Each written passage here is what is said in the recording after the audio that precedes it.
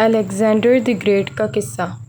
سکندر اعظم، جسے Alexander the great کے نام سے بھی جانا جاتا ہے، دنیا کے عظیم ترین فاتحین میں سے ایک تھا۔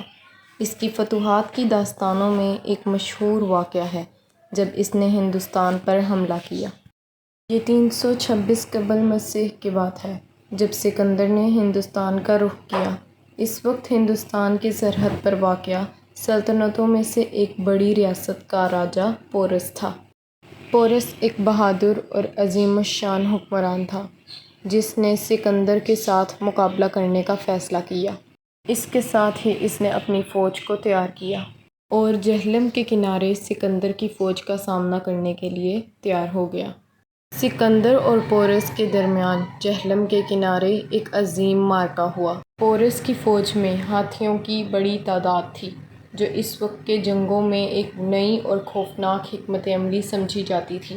دوسری طرف سکندر کی فوج تیز رفتار اور منظم تھی اور سکندر خود ایک بہترین سپہ سالار تھا۔ معرکہ شروع ہوا اور دونوں طرف سے شدید جنگ لڑی گئی۔ پورس کی فوج نے ہاتھیوں کی مدد سے سکندر کی فوج کو سخت مقابلہ دیا، لیکن سکندر نے اپنی حکمت عملی سے پورس کی فوج کو شکست دینے میں کامیابی حاصل کی۔ پورس کو گرفتار کر لیا گیا اور سکندر کے سامنے پیش کیا گیا۔ سکندر پورس کی بہادری اور جنگی حکمت عملی کو دیکھ کر متاثر ہوا اور اسے رہا کر دیا۔ اس نے پورس سے پوچھا کہ وہ اس کے ساتھ کیسا سلوک کرے تو پورس نے کہا، جیسا کہ ایک بادشاہ دوسرے بادشاہ کے ساتھ کرتا ہے۔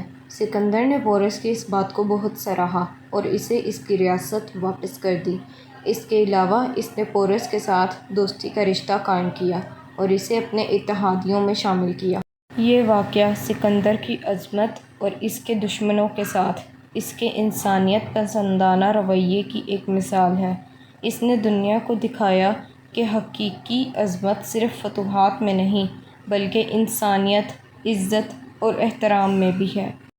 سکندر نے پورس کی ریاست کو مضبوط کرنے میں مدد کی۔